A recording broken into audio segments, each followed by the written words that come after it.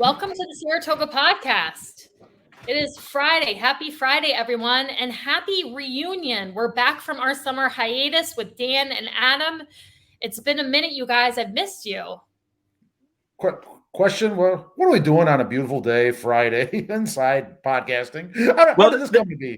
Dan, I'll tell you what. There's been a lot going on, from a little controversy with the city seal that our own Robert Dalton got caught up in, public safety forum meeting, interesting city council meeting, or one part of it. So, when there's spice out there, we cook. Yeah, okay. That's right. We can't help ourselves. That's why we dragged you in from the sunshine. I'm loving the weather, by the way. Anyway, I know, but now that our summer hijinks and hilarity are over, we're going to get back on our regular Wednesday schedule. But we couldn't make it work on this Wednesday, so we are coming to you on Friday. But we do have a lot to talk about. So should we just jump right in? Yeah, let's start with the city seal, because this was a big kind of controversy going on in the city. Robin, you were named in not one, but Dwa, two. That's Polish for two. I don't know why people know. But anyway, you were in two articles written by my favorite propagandist, Wendy at the Times Union, that really kind of dragged you into this whole thing. And you want to talk about that a little bit? I was. And hey, really quick before we do that, I just want to remind people, if you're watching live and you want to call in and comment, or just want to share your opinion on anything we're talking about, feel free to call the number below and weigh in. We are happy to hear from you. So as Adam was saying, I have a That's threw me for a loop. What's that? I just had to interrupt to follow up on what Adam said. I'm seeing it, and all of a sudden your name gets dragged in. So back to you. I know. So here's my special banner for that. No, I don't want the city seal canceled. But here's basically what happened. So back in April, April 18th to be exact, there was a city council meeting. It was a long one. There was a lot of contentious issues being talked about. And at some point, the city seal was mentioned casually, offhand, by somebody. And the city council people, actually at the time, all kind of offhandedly mentioned that, the city seal was something that needed to be revisited, because it just didn't... For a lot of people who look at the city seal, especially the big mural painted in the back of the city council room, for me personally, it just has always struck me as like not quite right. Like it just hasn't sat quite right with me. And by the way, I'll put it up on the screen for us. Hold on one second. Where are you, city seal?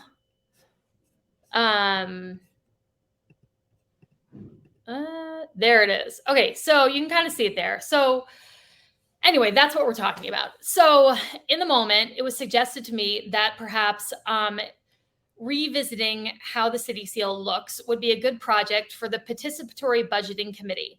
And for those who don't recall, the Participatory Budgeting Committee is something that Commissioner Songvi put together that is essentially projects that any residents can suggest, that go through a committee and then get voted on by the public to get funded. And it can be, I think they have $100,000 every year budgeted that can go towards these participatory budgeting projects.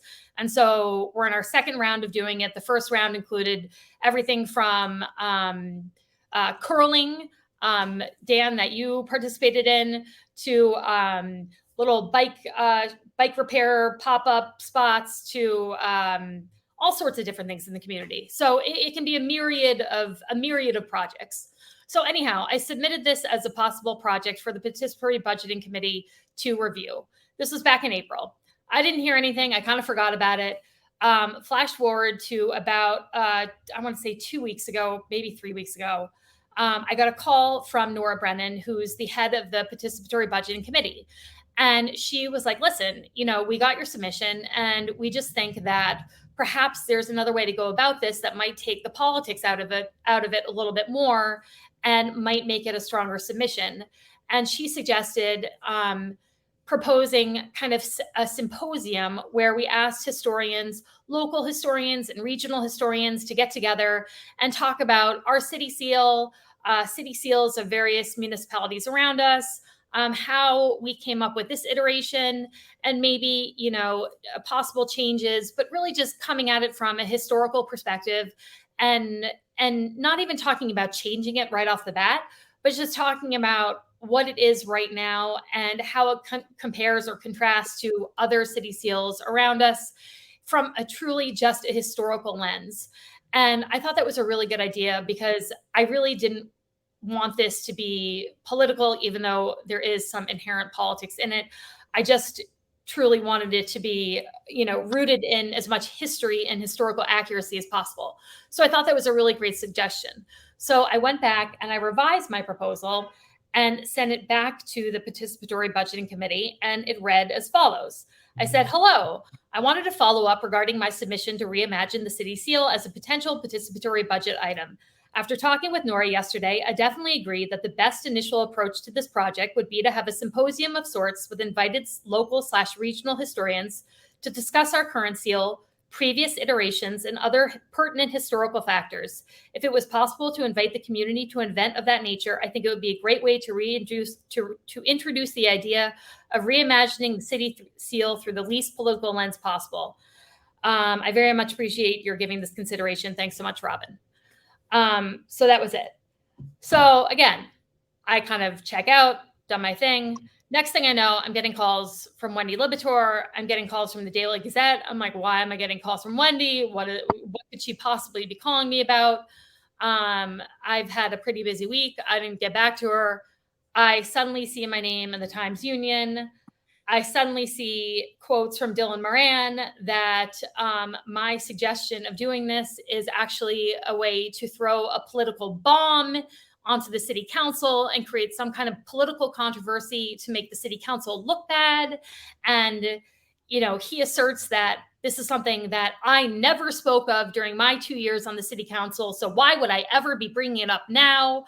As if I only had some kind of nefarious political motivation, which is completely absurd.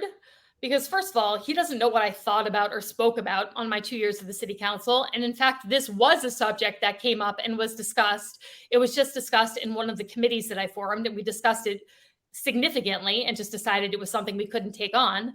But I was completely gobsmacked because I couldn't believe that really my name was being publicized and this proposal was being publicized the way it was. But then ultimately, the Participatory Budgeting Committee decided not to move forward with this proposal.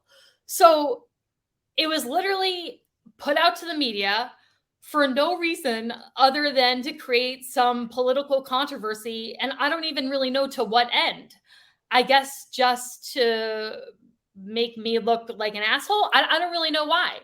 But the whole thing left a horrific taste in my mouth. And I was really shocked about what went down and how it went down. And I spoke with Nora Brennan again this morning, and I was really happy to hear that she was also very unhappy with how things were handled, because for people who are submitting proposals to this committee, this shouldn't be how they're handled, whether they proceed with them or not. They shouldn't be publicized in this manner. They shouldn't be politicized in this manner. And the whole thing was just really crappy. Yeah, So, let me jump in here, Robin. Again, the one thing I kind of left my head scratching is, how did this get to where we're at, right? Like, this was an idea. You're no longer the commissioner of public safety, right? Or you're not a candidate, where you're, it's ideas that are brought forth. There might be a public interest in knowing.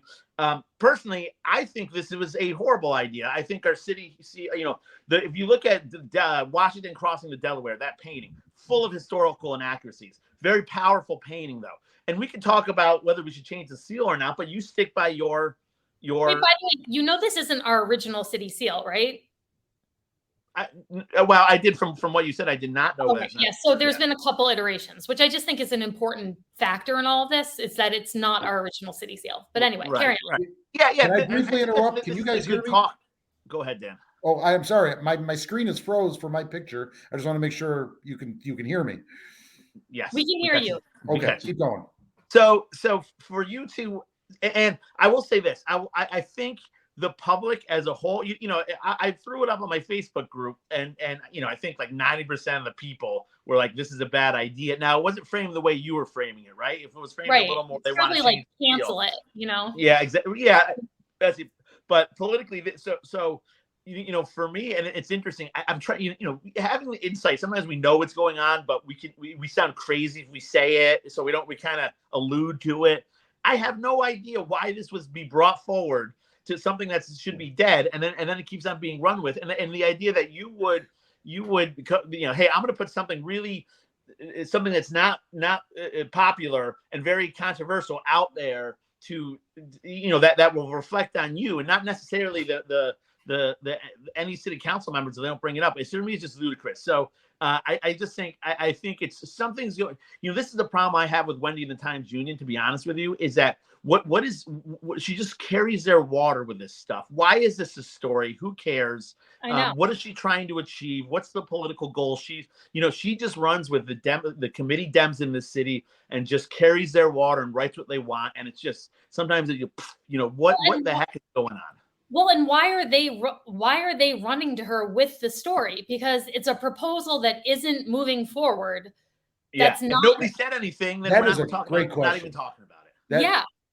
You had a great question. So what I'm hearing is our city leaders in the middle of the day, when they have something that could be handled 99 different ways, they choose the 100th way, which is to pick up the phone and call the press and accuse you of a lot of things. And the accusations were nonsensical too. Okay, Robin's throwing a bomb, blah, blah, blah.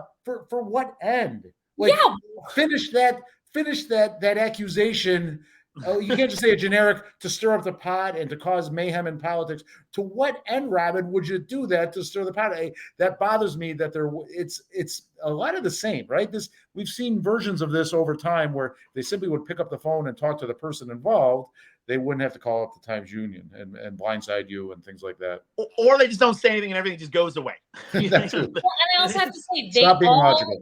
They all agreed with this sentiment at the city council table. And then also in the Times Union article, their poet laureate, Jim Bruhawk, agreed and very eloquently described in detail why, as a Native American, it was offensive and was a very stereotypical depiction of Native Americans, and why he thought it should be revisited. And that's their poet laureate. This is someone who Dylan describes as like his, lifelong best friend. But all of that gets pushed aside just because they want to make some weird political point that has to do with me, that, again, to like what end? It just, none of it made any sense. And the whole thing really was just a waste of space, a waste of energy. And it just pissed me off. A waste of space and a waste of energy. We're seeing a lot of that these days, aren't we? Yeah. I just find this humorous routine reading those articles, and then all of a sudden, Robin Dalton. What the heck does Robin Dalton? It's the thing, but why are you referred to multiple times in this? But anyway, all right. Anyway, let's move on. Moving on. There was a city council meeting. Anything? Robin, you're a resident city council expert. Anything interesting? Okay, so two things. There was a public safety forum that I wanted to talk about first, and then go into the city council meeting. All right. So there was a public safety forum that was held, just going to say it was the day before school started, the night before school started. So maybe not the best date, but I have to encourage, the spirit in which it was being held, which was the public was being invited to give feedback on the police department and how the police department was doing, positive, negative, whatever. Wait, Robin, that was a requirement in the 50 points. So the spirit, it was more about fulfilling a requirement in the 50-point plan. All right, my bad. I forgot that point in the 50 points. So my mistake. Okay, so forget about the spirit. They were just trying to check a box. Maybe that's why. Yes, I think so. Before school started, and because it was a really shitty night to choose, because most parents I know were like up to their eyeballs getting their kids ready for school the next day. But anyway, it was fairly lightly attended. But my criticism of it, and basically why I think it went the way it did, because it went really off kilter, was that there was no plan. There were multiple members of the command staff from the police department and officers from the police department there. Jim Montanino was there. Our new Chief McIntosh was there. But in my opinion, if you're going to hold a forum like that, you have to have some structure to it, and you have to prompt the audience and by going through some of the initiatives that you've been doing as a department and saying, do you have any feedback on this? But having some structure to it, not just saying like, okay, we're here, giving some introduction and then just sitting back and saying like, so does anyone have any comments about the police department? Because inevitably, especially because Jim Montanino he just has terrible, terrible instincts when it comes to public discourse in this position. And yes. There was a parent who I know fairly well. She has a child in my child's class who brought up a concern about there was a story a while back about a kid who was being abused, and one of the school resource officers, one of our SROs, picked up on it and accompanied this child to the hospital and whatnot. But in the press release and the media release that the police department and public safety department put out, there are a lot of identifying characteristics about this 7-year-old child that would lead someone to pretty easily identify who the 7-year-old child was. And so this mother was bringing up the fact that she really thought that that was not okay, and that the privacy of victims, especially children who are victims, should really be kept private, and those details should not have been shared. And instead of just saying, of course, we agree that the privacy of victims is, a priority of the police department, especially the privacy of victims who are children, Jim got into it with her and was trying to prove that, in this case, it was warranted, or that didn't really happen in this case. And it just they went back and forth and back and forth. And it just, for 10, 15 minutes, he couldn't just agree and move on. And it was just like, from the get-go, I think it set the wrong tone for the forum. He set the wrong tone for the forum. And then we devolved into some Black Lives Matter issues. And he said some really, in my opinion, inappropriate things, like comparing when Chandler and Els kind of filibustered the public comment period. And he charged them for disrupting a public proceeding, as you recall, those moments. He compared that with basically the January 6th rioters. Like, he compared the two things, which is really, really horribly offensive, because although what Els and Chandler did was disruptive and shut down a city council meeting, it's nowhere in the same universe as what people were doing at the Capitol on January 6th. So to draw any kind of comparison is going to be extremely offensive and extremely triggering for people making a public comment on behalf of Els or Chandler. And that's exactly what happened. They got super upset, super worked up. And then ultimately things devolved into like a screaming match between one of the members of the audience and two of the members of the audience. And so for a time period, we were all just sitting back and watching 2 or 3 people in the audience just scream at each other. And Commissioner Montanino wasn't doing anything. Chief McIntosh wasn't doing anything. They were all just sitting back and watching. And I was thinking to myself, wasn't this supposed to be a forum about giving feedback to the police department about things we like or don't like? And instead we're watching community members go at each other over issues having nothing to do with the police department. It was bad. I'll say, let's take a step back here, because I will say that disrupting the flow of government. I think I often compare the far left locally to the far right nationally. Now, the far right nationally, those actions had much bigger implications of what they were doing and what they're trying to do. But we've seen the far left breach llines that they should not breach. We've seen them physically grab things they should not be grabbing from. They've seen them try to shut down our form of government. Now, do the comparisons exactly? No, they weren't trying. When they were trying to kill our vice president, when they were trying to stop the peaceful transfer of power, when they broke into the Capitol, when they were trying to kill police officers. I'm sorry, that is not the same. That is a total false equivalency. Well, I disagree, because I think the severity does not make it a false equivalency. right? So the violence used on January 6th was certainly different. You're correct with the trying to obstruct the peaceful transfer of power, certainly different. But the idea of asserting your political will through kind of physical disruptive activities, if you boil it down, that's we can't stand for that at any level. It's not like, well, but it wasn't physical. They were standing on a microphone and they were using their voice to express. Did they grab the microphone from somebody? They grabbed a microphone from someone, but that is, I mean, on the scale of physicality, I think that is like as minute as you can get. Well, you're talking about a city with 50,000 people compared to our nation. So yes, the scales, you're absolutely right where the scales are. But like, that's like saying like somebody who, you know, I don't know. Okay, but we digress. Would you not agree that that would be a triggering statement to make at this public safety forum to the people commenting? I think, to be honest with you, I think this is why Jim gets some attention. I think this is why, and this is why Jim gets some attention right now, because I think there's a lot of people in this city who don't think that our city council should let our meetings be shut down, should be filibustered, and that we have to do something about it. And 4 of our city council members are either unable or unwilling or in agreement with how these our government is progressing and how our meetings are being held. And I think a lot of people don't disagree with that. That's not what this forum was about. You know, well, I don't know. If I could jump in here in a minute. This video is online on the city website. It's hard to find. You got to look under specialty.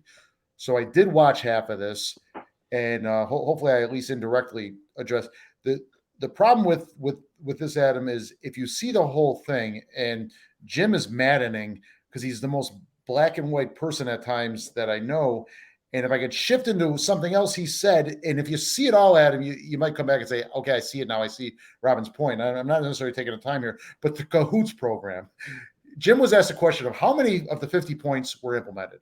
And he said 37. And let me touch on, the other 13. And then he said, for instance, a Cahoots program is not appropriate for Saratoga Springs. Now and that's pretty much verbatim what he said. He said, or Eugene, Oregon had it, and they started it. They're 7 times our size. Program? I'll explain that. It's an acronym. Oh, and I wrote it down. And acronym for wow. Okay, it is. Well, I'll say it. It reduces it's a pre-arrest diversion pilot that reduces unnecessary and potentially dangerous police encounters with unhoused and seriously mental individuals. In other words, civilians along with the police department. But let me read you item number 36 that Jim said he wouldn't, because Jim said, I won't do a Cahoots program. But 36 didn't say that. It said, evaluate and develop a community-based pre-arrest diversion pilot program, such as the Cahoots program, that reduces, with an emphasis on such as, that reduces unnecessary and potentially dangerous police encounters with unhoused and seriously mental ill individuals. And Jim unqualifiedly said, a Cahoots program is inappropriate for a city this size. I won't do it. And he completely missed the spirit of this thing. Some sort of community-based diversion pilot program seems to be in order, Jim. It wasn't mandated that it had to be a Cahoots program. That was given as an example. And I'll give credit where credit is due. Kristen Dart stood up and said that really much more succinctly than I did. And but by the way, that's what is maddening about Jim. And I think that's your point, Robin, with the comparison that he shouldn't have done that. We have something like that with our homeless court, which is meant to keep our homeless out of, constantly cycling through the jail system, basically, and meant to divert them into programs and the services that they need. I mean, we have something like that has been super successful. And basically, essentially what it boils down to is having, and Dan, tell me if I'm wrong, but it's having social workers kind of teamed up with the police so that when they respond to people in our unhoused population, they could have social workers there that could connect them with services versus having a police officer whose really only recourse is to basically arrest them. Yes, or that it's not even a police issue to begin with. Adam, Cahoots, Crisis Assistance Helping Out on the Streets, the acronym for that. It's just a funny word. Yeah, I know. It's sounds like a board game. They kept saying they're paying them $15 an hour. What kind of quality training? Well, Jim, no one's saying it had to be that. That was an example.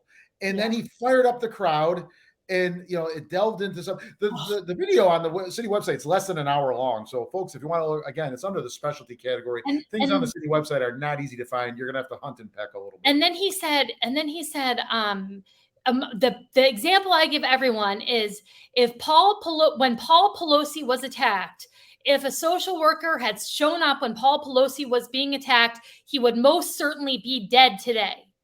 And I was like, maybe, I guess, I don't know. I mean, it was just like, why would you bring up what is unfortunately a controversial national example of someone being attacked and say, if a social worker showed up when that was happening, that man would be dead? I was just like, what? You know what I mean? Like, and it's nonsensical. The police would never send a social worker to an assault in progress. That has nothing to do with an unhoused person. It was totally like, everything he said was so, again, like, I hate this word, but kind of triggering. It just made everything. He was like a professional escalator that night. He kept escalating. He was the opposite of cahoots. Yes, he was the opposite of cahoots. Everyone's concern that they were bringing up, instead of addressing it in a way that was satisfactory, he was just escalating their concern. Yeah. So anyway, it wasn't great. It wasn't great, and I felt. But he gets to check the box. That meeting was held, right? I assume nothing came out of it, and nothing came out of it. They said they're going to do it quarterly. I hope they do, but to Robin's point, I hope they do a much better job of structuring it and not just do it to check the box. The police officers there, I don't want to say, I think at Jim's level, it felt like checking the box. The police officers there seemed engaged and really had good feedback. We're focusing on Jim. There was, as you mentioned, Robin, there was a panel there, and what I saw from the police officers was a lot of engagement, and they did communicate well. The commissioner shouldn't be there. If it had just been the police officers, I think it would have gone a million times better, because every answer they gave was substantial, was detailed, and actually had to do with law enforcement and how this specific police department is operating. Officer Strime talked about how he's been on bike patrol downtown and how that's been really impactful for him, because he's been able to engage with our unhoused population and really form relationships with our unhoused population and really help them get into programs and really get to know them in a way such that when issues come up, he can handle them in a much more effective manner. And just hearing from him talk about that was so much more effective than hearing, Commissioner Montaño's babbling about cahoots, for going on and on and on about the freaking cahoots thing. I expect the commissioner to be there, but maybe he can just be quiet. Maybe he can be quiet. Well, that I think that leads us into another interesting article that came out about the Democratic committee, the 4 Democratic commissioners besides Jim Montaño, and the endorsements and the money and some interesting things going on where, if I have this right, that the 4 Democratic sitting members besides Jim are all endorsing Kristen Dart, an independent, as for her run for Commissioner of Public Safety. The Democratic committee, though, by a vote, voted to still give Jim $1,000 towards his campaign. So it just seems a lot of disconnect in our local Democratic Party. You guys, I got to ask you about this. So the way I read it was they had this press conference where they all came out and said that they're supporting Kristen Dart, even though she's not the endorsed Democratic candidate. While I'm reading this, did my eyes deceive me, or did I read that Jim Montaño and his deputy were at the press conference? Yes. Yeah. Why were they there? Well, they weren't leading it; they were watching it. I give them credit for showing up. You're going to slam me. I'm going to show up, and you're going to do it to my face. That's kind of trolly. I don't know. It's so bizarre. Here's the thing: at the end of the day, it's my experience that no one walks into the ballot box and looks at the person who's on the Democratic, Republican line and says to themselves, "Okay, now is this the endorsed Democratic candidate or the unendorsed Democratic candidate?" I don't think people make that distinction. I think that's Jim is still endorsed, right? So Jim is still the Democratic. He's on the line. He's just not endorsed by the 4 sitting Democratic commissioners and mayor. Right. I guess that's what I'm trying to say. I'm not sure these 4 on the city council are speaking to anyone outside their own echo chamber. Personally, I don't think it moves the needle. What do you guys think? Someone, I was conversing via email with someone on this issue, someone very smart, pays attention, someone I think very objective. No, Dan, we talked on the phone. I think you're very smart and pretty darn objective too. Oh my God. And he used the word nakedly political, and at least with 2 of them that were there, I think there's ambition and skullduggery and a lot of things going on rather than doing the right thing. That's my take on it. Now, Jim shouldn't be voted back in, but the answer is Tim Cole. That's my personal plug for Tim Cole. Well, I have to say, if they were thinking strategically, I mean, it seems to me the more they encourage people to vote, the more they encourage Democrats, which is who they're speaking to as Democrats, really, the more they encourage Democrats to not vote on the Democratic line, but to vote for Kristen Dart on her community first line, the more opportunity Tim Cole has to win with his independent line and the Republican line. So to me, it does seem like it's pure, I don't know, passion without strategy. Yeah, but what do they think they're going to get with Tim Cole, right? I mean, well, okay, so this is the first question. Do they think that Kristen Dart can win on an independent line? Now, I know people not in politics or people who loosely follow politics, and sure, that's possible, people, but I can tell you from firsthand experience, the majority of Saratogians do not vote. They go in and vote party lines, right? So, like you were saying, no matter how much they might agree with who your politics agree with, they're going to vote party lines. So for Kristen Dart to not be on a major line, I think is a big the hurdle to overcome. Yeah. And I don't see that happening. If part of the motivation for 1 or 2 of them was simply to enhance their liberal progressive credentials, hey, I endorsed Kristen Dart. And even if she loses or whatever, even if it doesn't move the needle, I think there's 1 or 2 there that want that image and that want that credit that I endorsed the liberal progressive candidate. Look at me, I'm a pure liberal. Remember me down the road when I run for a different office, kind of thing. Yeah. And Jim did say that Jim made a great point of, listen, Saratoga BLM is just it is a force in whatever way you want to say they're a force. And there's something that any politician here has to address. And so Jim Montanino essentially said, this is Mayor Kim and the rest of the council's way of appeasing, kind of throwing, Saratoga BLM something good to kind of cool the tone of the rooms in the city council meetings, because it's going to be tough to get elected if city council meetings are being shut down by screaming people trying to grab microphones. I will say I really love Kristen. She's someone I consider a real friend. I have so much respect for the fact that she threw her hat in the ring in this race. Our politics don't always align. But I have looked at third-party candidates throughout New York State, and I have yet to see any candidate who has been able to succeed on an independent line only. And so, I wish her the best of luck, but I do not see a path to victory with just an independent line. So I'm curious. Especially because they referenced Michelle Madigan doing that back in 2019. Totally different situation. She had totally different. Yeah. So, and there was nobody on the Republican line too. Correct. Right. So it wasn't like there was a Democrat and a Republican. There was just somebody on the Democratic line who was an absolute train wreck herself. So, it was a different, it's certainly a different election. She also had what you would consider, I mean, in theory, it was, it wasn't a Republican or a Democratic line, but she had the Independence Party line, which wasn't an independent line in terms of one that you petition for and then you name yourself. It's an actual party line. She also had working family parties. She also had the Sam party. I think she was a good, strong candidate. Yeah. She was an incumbent, right? She was an incumbent, correct?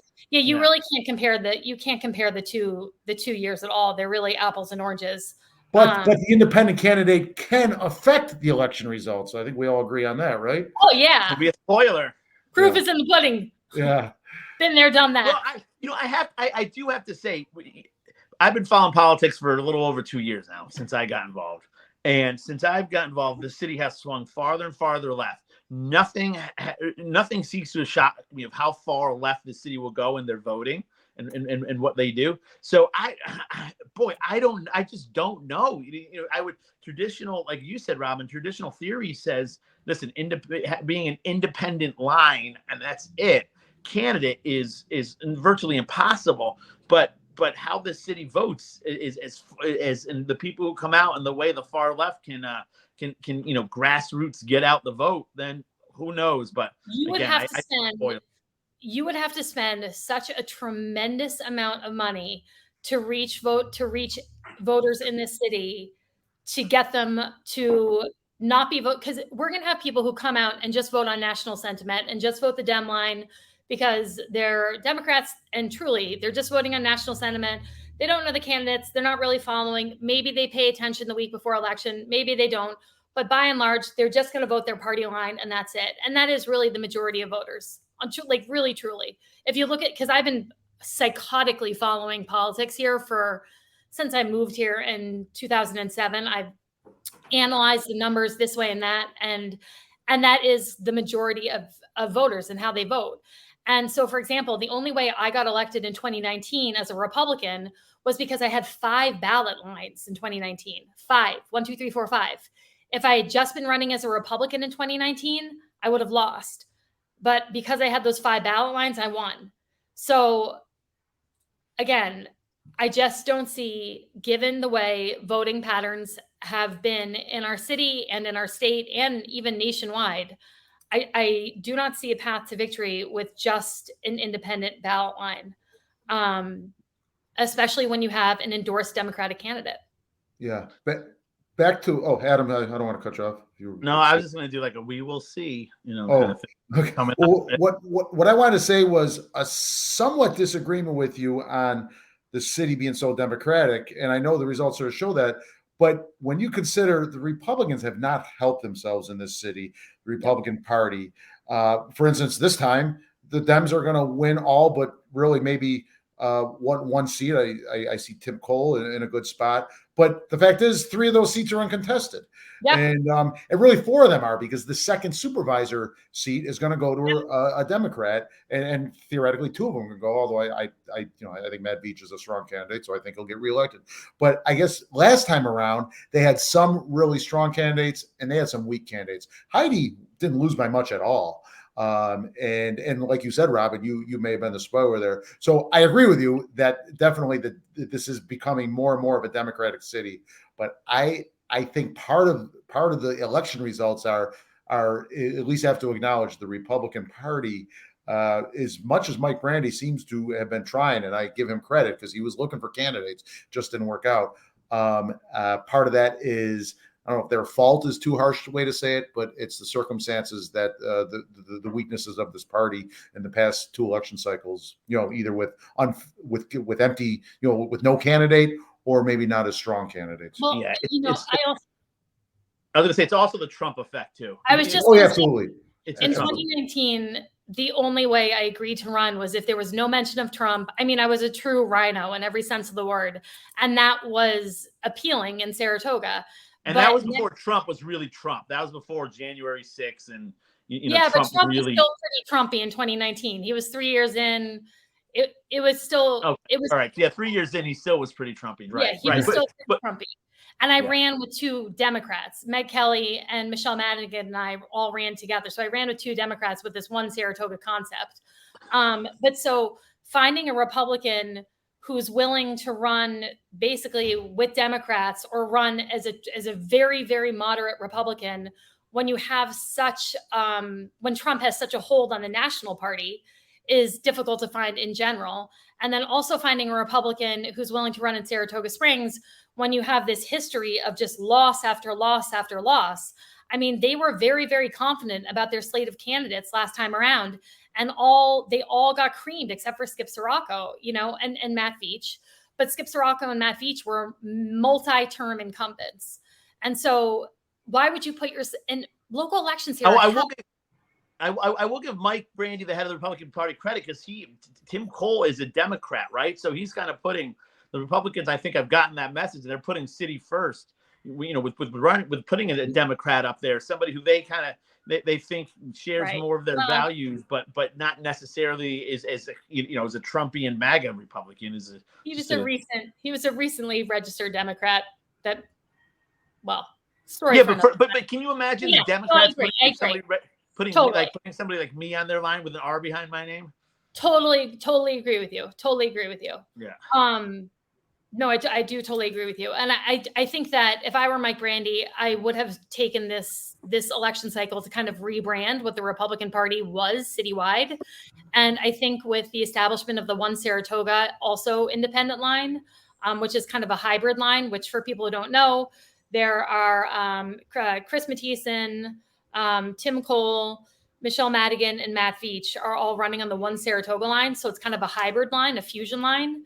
And that could really sway things specifically for Republicans because it could give them that extra kind of boost they need to win an election. And when he was looking for candidates, he didn't know he was necessarily going to have that line.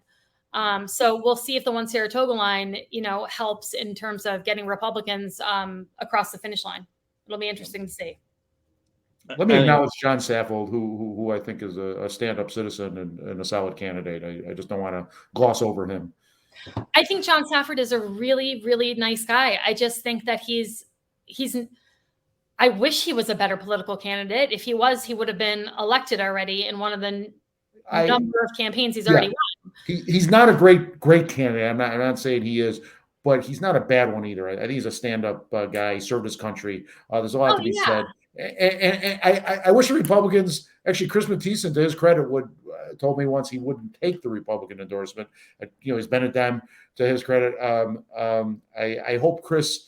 I think Chris has a lot to offer. I hope his campaign gets some energy and that it's a spirited, strong, issues-oriented three-way mayoral race, just like the public safety commissioner. Yeah, and I think John could be the kind of steady ship that this city's looking for. Maybe somebody with some real leadership experience with his time in the service and his philanthropic past. That maybe he's just kind of the steady ship that we need to steady this ship, if you will. But hey, guys, with that, he's the anti-Ron Kemp. I have to run, unfortunately. No problem. So it was great chatting with you guys. And we will see this. We got to do this next week now. It's election season. We'll be back next Wednesday. Absolutely. Okay. And I know a lot of the candidates want to hop on. I also know we wanted to quickly make mention. Oh, we'll say bye to Adam, but Dan, with your frozen, very pensive face, I know that we did want to quickly make mention of the 9/11, a bit of a controversy over the 9/11 ceremony. And this was the one thing I wanted to mention about the city council meeting that happened last week. There wasn't a lot to report from the city council meeting. Let me throw that up here. I don't know if you watched it. Did you see it, Dan? I saw maybe the first 45 minutes of it where they were getting quite along, acknowledging the Ben and Jerry's robbery and the police response and the civilians that responded. That was very nice because I saw commissioners working together and honoring the people. It's a rarity sometimes. In other words, they were working with Jim Montanino. I criticize Jim Montanino, but he's our commissioner, and I expect the other commissioners to work with him. I wish some of the commissioners would have attended the public safety forum. I believe, Robin, you can confirm because you were there. I couldn't see it online, but I believe two the deputy commissioners were there. Is that correct? Yeah. I was told maybe Angela Rella, deputy mayor. I think the deputy mayor was there. If there was another deputy there, I didn't see them. But none of the other city council members were there. Yeah, I wish they would. Now, granted, they could have had an irreconcilable conflict, but I think they were actually. Do you know where they were? Because I actually saw them in pictures. They were all half a block away at Ron Kim's fundraiser at Max London's. So they were available to go to Max London's for a fundraiser. So I think they were probably available to go to the public safety forum. Just saying. Yeah, I think it would have been. It's a bad optic that none of them were there. It felt like a purposeful thing. I I don't agree. know that, but it felt purposeful. I agree. Well, the city council, the only thing I was kind of like, oh, this is weird about the city council meeting, because there wasn't a lot to note that happened in that city council meeting, was that there was only one public comment, which, as you guys all know, for the last year and a half with this administration in particular, we've had a plethora of public comments, just a ton. And so I thought it was kind of odd that there was only one public comment, and the public comment period was kind of abruptly cut off. Well, then there was a story that was posted on the Saratoga Springs Politics blog that was really upsetting. I found very upsetting. And I have a lot of really deep and personal and terrible connections to 9/11. And so I found it really personally upsetting as well. But basically, it was a press release from Mary Beth Delarme. And she was a Red Cross volunteer on 9/11 at the Twin Towers following the collapse of the buildings. And she was serving on the 9/11 Memorial Event Committee, which is what basically helping the city plan the 9/11 memorial that they do on the morning of 9/11 every year. And she was removed from the committee. And essentially, she was removed from the committee because she made some critical comments towards Mayor Kim and this administration in a previous public comment at a previous city council meeting some months ago. And so she had come to this last city council meeting to make a public comment regarding her removal from the committee and how stunned she was that she was removed from the committee and removed from the ceremony, where I guess she was scheduled to speak at the ceremony as well. And for those who want to read the full public comment, it's all on SaratogaSpringsPolitics.com. But it's really upsetting. It's really upsetting to me that she was removed from the committee. It's really upsetting to me that she wasn't able to speak at the ceremony. It's incredibly upsetting that she wasn't able to speak at public comment to express her anger and frustration and sadness over what had happened. I mean, the whole thing, I was really shocked reading it. And I don't know what your feelings were, Dan, but it was pretty abhorrent.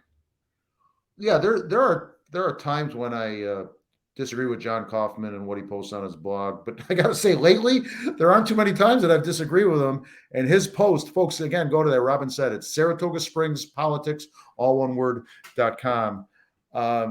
It's really disappointing at times what is happening in this city and the blatant politics that are going on, and it seems to be increasing. And the election, we have things to address those things, and they're called elections. But as we just talked about, some of these elections are foregone conclusions, at least this year. So the elections may not be the check on that we need on these misdeeds, perhaps. Yeah, he literally said at one of these meetings with the 9/11 committee, quote, "No one wants to hear another responder's story as Red Cross volunteers weren't really official or important responders." That's horrible. That's horrible. I can't. That's horrible. I can't. Now, is that verified or is that alleged? I mean, the meeting was recorded, so yeah, I'm sure it can be pulled up. The video of the meeting. It was a recorded meeting on Zoom with the city, and so I'm sure it can be confirmed via video of that meeting. Having known people who worked on the pile after 9/11 and who, got cancer and died because of their work on the pile after 9/11, for him to disparage anyone who was volunteering in that capacity is despicable. And to do it because of because of a political slight, because of what this woman had said during some other public comment period, weeks or months ago is just disgusting. I worked with a lot of state police members that have since died because of 9/11 illnesses, and it went beyond the pile. If you were streets away, blocks away, you're breathing that stuff. So, and the Red Cross comes to everything, right? Yep. So I just could never imagine even just slightly disparaging the Red Cross. So that's just we talk about Jim Montanino sometimes missing things. same goes for Ron Kim at times for different reasons in different ways, right? Yeah, and I hope, I really hope that Mary Beth Alarm goes to the next city council meeting and says and speaks her public comment there, even though 9/11 has come and gone. I think it's important for her to get those words out, and I really hope that she does it, because again, that behavior, he should be held accountable for that kind of behavior. So anyway, I don't want to end on a low note. Do we have any cheers and jeers? Oh God, actually I do have a cheer and jeer. Do you have any, Dan? I do. All right. Why don't you start off with yours? What do you have? Okay. I have a cheer and a jeer in the same reference, and then a quick jeer. The cheer and the jeer all in one. Robin, did you read the New York Times article this week about Saratoga Springs? I did not. How did I miss that? Like the Chamber of Commerce could have spent $1 million and not gotten this kind of publicity. It was so positive on Saratoga Springs. It was syrupy. It was absolutely syrupy.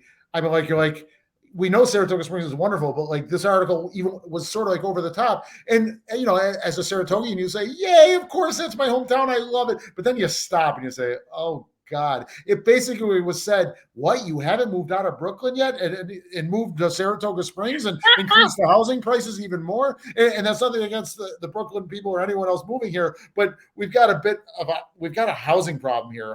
Homes that went for $650,000 3 years ago are now going for over $1 million.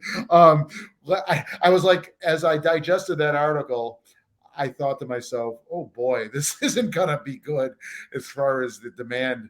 The lack of supply and the prices and so forth. It was great, don't get me wrong, but I really couldn't help. And if you do read it, read the comments. There were as many as 40 yesterday when I followed up on the comments, and I found some of them to be interesting as well. But it was like you couldn't pay for this kind of publicity. Oh, I've got to look it up. I'm pumped to read it. I'm going to look it up after this. So that's my cheer and jeer on one, and then the quickest jeer to our Buffalo Bills, Robin, on Monday night. I'm not going to go into it. I'm just going to say, let's bring on the Raiders and put that in our review mirror. Put the Jets debacle in our review mirror. Dan, you took my cheer and jeer. I was looking forward to that Monday Night Football. It happened to be my birthday on Monday night. I looked at the football schedule. I could not believe that Monday Night Football on my birthday was going to be an Aaron Rodgers versus Josh Allen showdown. It was like the event of the century in my household. The buildup I cannot even describe. Suffice to say, I wish I had roofied myself afterwards because I'd like to forget that night even existed. It was such a freaking bummer. And I mean, all around, whatever. Well, we won't get into it, but I mean, from how the Bills played, but also as much as I hate the Jets franchise and kind of want them to be dissolved because I don't think they're worthy of a franchise, I also did not want to see Aaron Rodgers get hurt on the fourth play of the game and be out for the season. That wasn't what I wanted either. I was excited to see an NFL season with Aaron Rodgers playing for the Jets because I just thought it would make for some great competition. So it just sucked all around. And so that's my jeer. I had nothing to cheer for. Nothing. I agree with you on Aaron Rodgers' injury, and you're saying the artificial turf may have had everything to do with it. How long have we been saying artificial turf is, one of the main causes of all these bad injuries? Like, put some real grass in. Are they ever going to do it? A couple more injuries like this, perhaps, right? I think the Players Association has to demand it, right? We're not going to play on this. We're not going to ruin our careers and our bodies for this anymore. And so I think I put it on the Players Association. They got to address it. Yeah. I grew up with the Johnsons. Woody, if you're listening, it's Robin, Lakian. Put in some real grass. Well, don't forget, that's a Giants and Jets stadium. So there's a lot. I would hope the Giants would agree. I would hope whoever. Oh my God! Don't even bring up the Giants game. Jesus God! Yeah, that was bad too. I know it was a little bit. We were just if we're gonna forget Week 1 happened, let's just go. Every New York team had a horrible night because even though the Jets won, they lost their franchise quarterback for his career. Right? He may never come back. I know. And remember last season when literally all the New York teams were doing so amazing and they were all winning. We had Sundays where every New York team won, and I was like, holy cow! We came out with such a bang last year, and this is just the pits. It was just 1 week. Well, fight for another day. I know. At You're least the right. Bills. All right. Well, so that's the mini Saratoga Podcast NFL edition recap from Dan and Robin. All right. Thank you, Dan. I will see you hopefully this Wednesday. We will get back to our regular schedule. Okay, and hopefully I won't be frozen on the screen again. Hopefully you won't be frozen. As much as I like your pensive face, hopefully you won't be frozen. Okay, All right. take care. Bye. Bye-bye.